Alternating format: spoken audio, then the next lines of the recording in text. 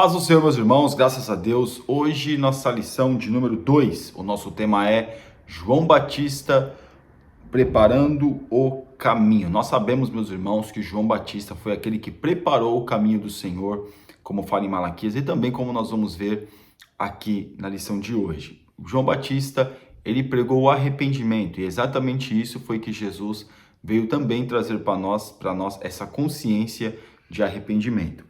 Aqui no nosso texto principal, que está em João capítulo 1, versículos 6 e 7, diz assim: Houve um homem enviado de Deus, cujo nome era João. Este veio para testemunho, para que testificasse da luz, para que todos crescem por ele. Aqui quem está escrevendo é João o discípulo, não é o João Batista. João discípulo e João Batista não são a mesma pessoa, irmãos. Não é a mesma pessoa. Muitos confundem, mas não é a mesma pessoa.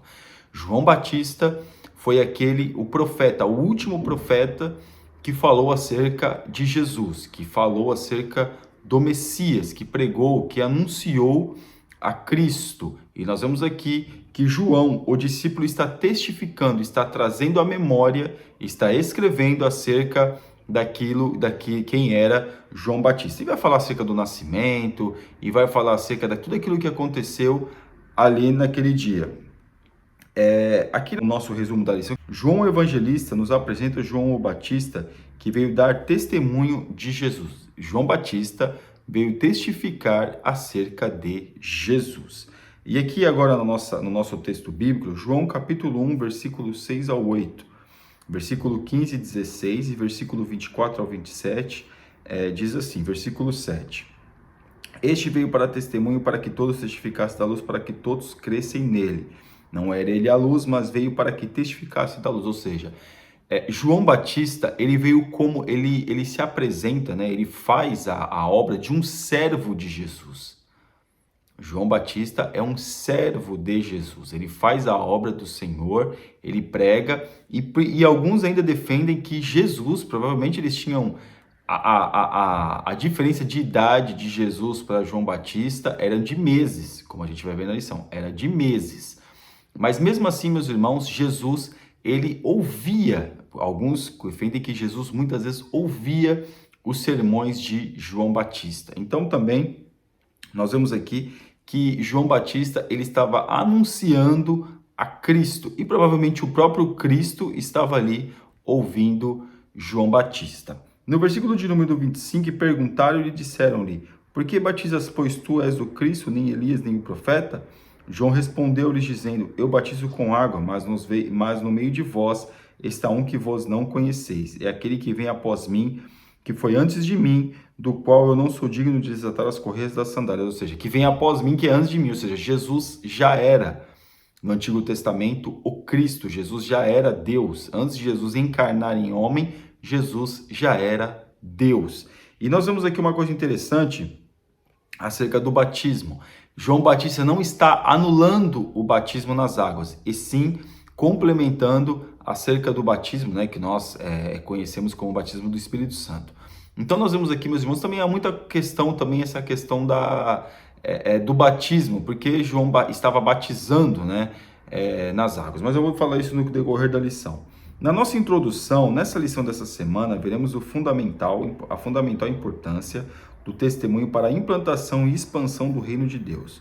No seu relacionamento com as pessoas, nosso Deus sempre se valeu do próprio ser humano para revelar sua vontade e propósito, gerar fé nos corações e construir relacionamentos. Irmãos, nós vemos aqui que Deus usa o humano para falar ao humano. Deus usa as pessoas para falar às pessoas. E Deus usou João Batista para anunciar acerca do Messias. Ou seja, Jesus foi anunciado por um homem, não foi por um anjo, foi sim por um homem. Jesus tinha sido anunciado no Antigo Testamento por homens.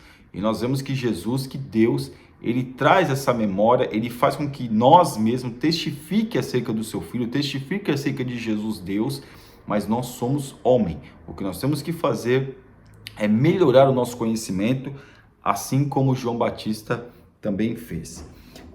Tópico 1, a origem do precursor.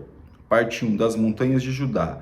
Lucas é o único dos evangelistas que registra informações do nascimento de João, que passaria a ser identificado como o Batista. Alguns defendem que ele era o Batista, porque ele batizava, né? E Lucas, ele vai dar detalhes, meus irmãos, Lucas dá detalhes acerca do nascimento de João Batista, né? Que assim a gente pode colocar, de João Batista.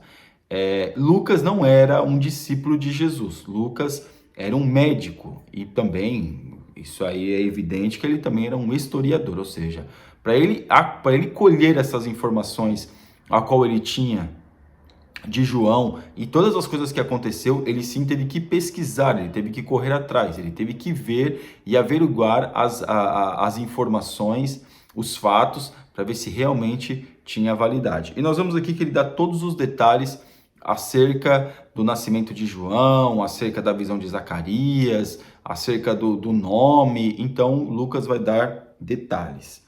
Na parte 2, o anúncio a Zacarias. O plano de Deus estava sendo fielmente executado. O mesmo Gabriel que visitou Maria, anunciou-lhe a obra do Espírito Santo para a encarnação do Filho de Deus, já havia estado com o sacerdote Zacarias, homem justo e temente a Deus, anunciando o nascimento de João, o precursor do Messias.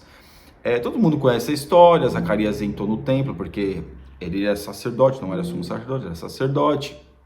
Ele entrou para prestar o serviço e naqueles dias era por sorteio, ele foi sorteado, ele entrou, ele teve uma visão, ficou mudo, né, porque a sua mulher era estéril, ele queria ter um filho, claro, isso naquela época, ainda mais hoje também era muito normal, e ele teve uma visão, e o anjo falou com ele, e falou a profecia para ele, e o que aconteceu, meus irmãos, ele não conseguia falar, ele ficou mudo, até o dia que ele anunciou que o menino chamaria João. Mas por que João? Não tem ninguém na sua parentela que se chame João, não sei o que, de João. Mas mesmo assim ele disse que ficaria João, porque ele também teve essa inspiração e colocou o nome de João. Parte 3. O cumprimento profético. O anúncio do nascimento de João Batista foi feito em cumprimento à profecia do Antigo Testamento. O anjo Gabriel cita Malaquias 4, 5 e 6, ao falar do ministério de João. O que é isso, meus irmãos? Nós vemos que 400 anos antes, Malaquias escreveu acerca daquele que seria o precursor de Jesus, ou seja, anunciaria a vinda de Jesus na terra, como Deus, como o Senhor. Até os 30 anos, Jesus não tinha se manifestado, ainda não tinha começado o seu ministério, ou seja, Jesus estava anunciando acerca do Messias. Jesus já estava ali presente, mas ainda assim não tinha sido se manifesto ainda o seu ministério. Então nós vemos aqui que o que está lá em Malaquias está testificando acerca da pessoa de João. Haveria o precursor, né? O precursor, quem é o precursor? João Batista é o precursor de Jesus Cristo. No tópico 2, a mensagem do precursor, o estabelecimento de uma ruptura. O que acontece, meus irmãos? Existia muito a questão da religiosidade naqueles dias, os escribas, os fariseus, aqui vai falar, se não me engano, dos essênios também, dos herodianos, isso, zelotes, essênios, zelotes, herodianos, fariseus e saduceus. O que era? Eram as religiosidades daqueles dias, eram os partidos, como se fosse, a gente pode até colocar hoje, meus irmãos. Muitas igrejas, cada um com a sua doutrina, algumas doutrinas divergem algumas coisas das outras, mas João Batista, ele quebra esse paradigma e começa a pregar sozinho no deserto. E de Jerusalém, aonde João Batista pregava, dá mais ou menos de 20 a 30 quilômetros. Então as pessoas iam a pé ouvir João Batista e voltavam a pé também para suas casas, provavelmente em Jerusalém. Então as pessoas iam no deserto ouvir João Batista. Por quê? Porque ele pregava a palavra de Deus. Era a palavra de Deus que era pregada. E ele batizava nas águas sem custo. Por quê? Uma história diz que estava tão mercantilizado acerca da religiosidade naquelas épocas, nos dias de João Batista, de Jesus, que as pessoas pagavam para ser batizada e para ser purificada no templo. Então, ou seja, as pessoas não tinham condições de fazer, os que tinham menos condições não tinham a possibilidade de pagar. O que eles faziam? Eles iam até João Batista para ser batizado. É claro, um batismo só. Mas no templo existia aquela questão de você pagar, então as pessoas pagavam várias vezes e eram purificadas muitas vezes. Eu acho que não está muito diferente de hoje. Mas o que nós vemos aqui é essa ruptura, porque João Batista começa a pregar o arrependimento. João Batista, ele começa a trazer luz a mente dos homens sobre o arrependimento. Essa é a mensagem central de João Batista, ele falar sobre arrependimento. E isso, claro, incomodou a muitos, porque ele começou a ganhar terreno, ele começou a ganhar espaço, ele começou a pregar a palavra de Deus mesmo, verdadeira, a palavra contundente, a palavra que salva, que liberta, e aí as pessoas começaram a ir para ouvi-lo, ir no deserto ouvi-lo, no deserto, irmãos, grave bem isso, no deserto ouvir João Batista. Claro, alguém vai dizer, nossa, mas o deserto que João Batista pregava não era igual ao deserto do Saara.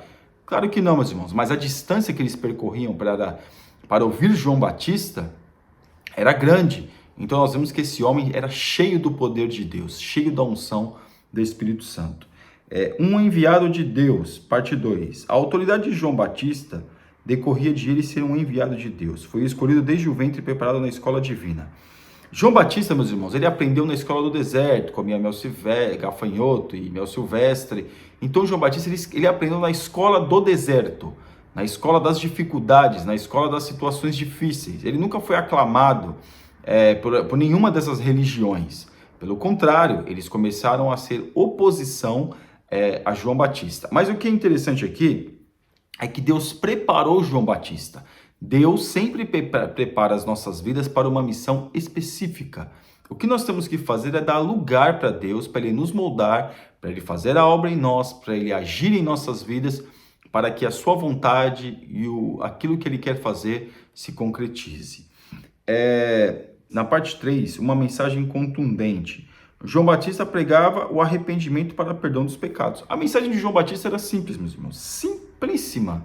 Simples, mas de uma profundidade tremenda. O que era? Arrependimento. Arrependei-vos que é chegado o reino dos céus. Essa era a mensagem de João Batista. E esses religiosos aqui, porque alguns defendem que ele chamou o povo de raça de víboras, mas alguns estudiosos dizem que a mensagem dele, quando ele chamava de raça de víboras, era para os religiosos, que iam lá para ver se ele falava alguma blasfêmia, qualquer coisa, para o acusar disso e incriminá-lo de um crime que com certeza ele não teria cometido. Então ele chamou essas pessoas de raça de víboras. Alguns também englobam algumas pessoas ali, mas o que nós vemos, meus irmãos, que o que eu queria frisar a mensagem de João Batista era uma mensagem de arrependimento. Infelizmente mesmo, o que menos se fala nos púlpitos das igrejas é sobre o reino dos céus estar próximo, que era a mensagem de João Batista. João Batista pregou isso há mais de 2.000 anos atrás, aproximadamente 2.000 anos, ou um pouquinho mais atrás. É chegado o reino dos céus, arrependei-vos. Hoje, que deveríamos pregar essas mensagens, muitos não pregam. Muitos não estão, eu não vou colocar nós, porque graças a Deus, quando eu tenho a oportunidade de ministrar, eu falo aquilo que Deus manda, né? Eu falo aquilo que não é me engrandecendo, não é nada, mas eu falo aquilo que Deus manda. Mas o que nós temos percebido hoje, não julgando nada, é que se fala muito pouco sobre arrependimento. Se for sobre saúde, se fala sobre profissionalismo, em cima dos púlpitos sobre política, sobre dinheiro, então nem se fala. Mas não se fala sobre é chegado o reino dos céus, é chegada a oportunidade, a possibilidade do arrependimento. Não se fala de arrependimento em cima do púlpito da igreja. Isso é um absurdo.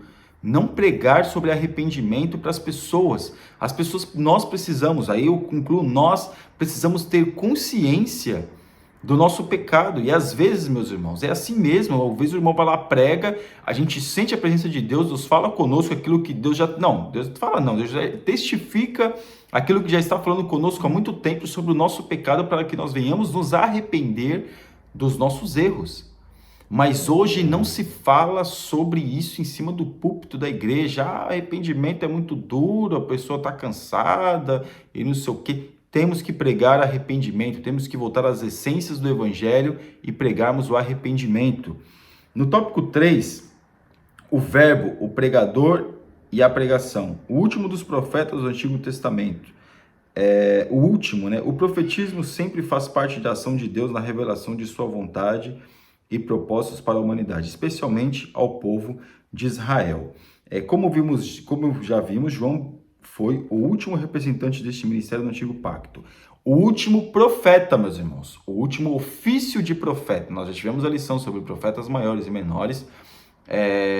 E último profeta. O ofício de profeta, não o dom de profecia. Porque nós vemos Ágapo, em Atos dos Apóstolos, ele falando acerca da profecia. Que a gente denomina, às vezes, quem tem o dom de profecia como profeta. Mas aqui nós vemos que João, ele tinha o ofício de profeta. O ofício de João era profeta. Aí eu posso dizer, mas se João era filho de sacerdote, por que ele não foi para o templo? Com certeza também tem história que diz que ele não foi aceito. Que ele foi barrado no templo, claro, por permissão de Deus, e Deus o estava preparando para que ele pudesse exercer este ministério. Que ministério que é? O ministério de ofício de profeta. Porque Deus estava há 400 anos antes. Malaquias foi o último profeta que Deus levantou como ofício de profeta, que Deus levantou para poder chamar o povo ao arrependimento. E agora nós vemos João, né, depois de 400 anos, João Batista, ele também, Deus levantando este homem para pregar sobre arrependimento e também purificação dos pecados.